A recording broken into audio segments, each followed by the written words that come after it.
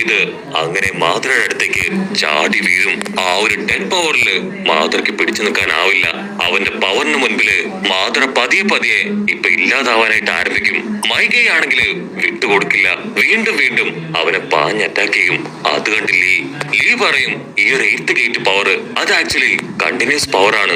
പക്ഷെ മാസ്റ്റർ ആള് വീണ്ടും വീണ്ടും 8th ഗേറ്റ് അത് ഓപ്പൺ ചെയ്താണ് അറ്റാക്ക് ചെയ്തുകൊണ്ടേയിരിക്കുന്നത്. ഇവിടെ മൈകൈ അവൻ വീണ്ടും ഇപ്പൊ അവന്റെ 8th ഗേറ്റ് ഓപ്പൺ ചെയ്ത് മാതൃയെ തല്ലി തല്ലി തകർക്കും. പക്ഷെ അപ്പോഴേക്കും മൈകൈ മാസ്റ്ററുടെ കാല് അതങ്ങനെ ബ്രേക്ക് ആവും. അവിടുന്ന് അങ്ങനെ ബ്ലാക്ക് ഔട്ട് ചെയ്ത മൈകയുടെ അടികെട്ടി മാതൃ അവൻ വീണ് കിടക്കുകയാണ്.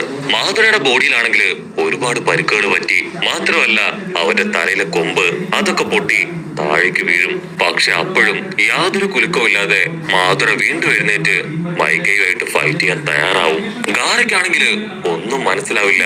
അവന്റെ 8th ഇന്നർ ഗേറ്റ് അത് ഓപ്പൺ ചെയ്തിട്ട് പോലും മാതൃയെ തകർക്കാൻ കഴിഞ്ഞില്ലേ? സത്യത്തിൽ അവന്റെ 8th ഗേറ്റ് അത് ഓപ്പൺ ചെയ്തോ? അതിന് കാക്കാഷി പറയും, അതെ, അവന്റെ 8th ഗേറ്റ് 2-3 തവണ ഓപ്പൺ ചെയ്താണ് മാതൃയെ അടിച്ചു വീഴ്ത്തിയത്. ഒരു ഷിനോബിയെ കൊണ്ടും 8th ഗേറ്റിന് മുൻപില് പിടിച്ചു നിൽക്കാനായിട്ട് ആവില്ല. പക്ഷെ മാതൃ അവനെ കൊണ്ട് ഇത് എങ്ങനെ സാധിക്കുന്നു എന്നെനിക്കറിയില്ല. മൈകയുടെ പവർ അത് അവന്റെ 8th ഗേറ്റ് അത് ഓപ്പൺ ആവുമ്പോ 10 മടങ്ങാവും. പക്ഷെ അത് അതുപോലെ തന്നെ അവന്റെ ലൈഫിനെയും ബാധിക്കും. ഒരു പക്ഷെ അവന് ജീവൻ പോലും ഇതിൽ നഷ്ടപ്പെടാം. ഇവിടെ മൈകൈ അവൻ വീണ്ടും അവന്റെ 8th ഗേറ്റ് ഓപ്പൺ ചെയ്ത് മാതൃക്ക് നേരെ എയറിലൂടെ പാഞ്ഞെടുക്കും. ഗാറ അവന്റെ എനർജിയും പവറൊക്കെ കണ്ട് അങ്ങനെ ഫ്രീസ് ആയിട്ട് നിൽക്കാണ്.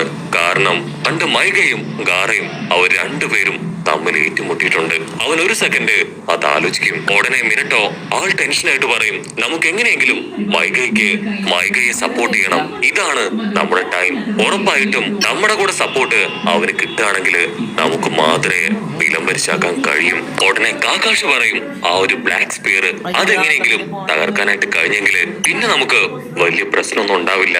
അതിന് മിനട്ടോ പറയും, 70 മീറ്റർ ദൂരത്തേക്ക് മാത്രമേ ആ ബ്ലാക്ക് സ്പിയർ പോവുകയുള്ളൂ. അത് കഴിഞ്ഞാൽ അത് റിട്ടേൺ പോകും. മിനട്ടോ പറയും, കാക്കാഷി, നീ നിന്റെ കാമുകി ജിപ്സു അത് റെഡിയാക്കി വെച്ചോ. നമുക്ക് എല്ലാവർക്കും ചേർന്ന് ഒരു പ്ലാൻ ക്രിയേറ്റ് ചെയ്തിട്ട് ആവശ്യമാവും. പക്ഷെ അപ്പോഴേക്കും മാതൃ അവന്റെ ബ്ലാക്ക് സ്പിയർ ഇത് വെച്ച് വലിയൊരു ഗോളം ക്രിയേറ്റ് ചെയ്ത് അതിൽ അവനെ തന്നെ ഇപ്പൊ പ്രൊട്ടക്ട് ചെയ്ത് പിടിക്കും. അത് കണ്ട മിനട്ടോ 6 സെക്കൻഡുകൾ കൊണ്ട് അവന്റെ ബ്ലാക്ക് സ്പിയർ അതങ്ങനെ അവിടുന്ന് മറ്റൊരു ഭാഗത്തേക്ക് ടെലിപ്പോർട്ട് ചെയ്യും. ഗാറയാണെങ്കിൽ അവന്റെ സാൻഡ് ഉപയോഗിച്ച് മാതൃയുടെ ആ ഒരു കവചം അത് അങ്ങനെ തകർക്കും.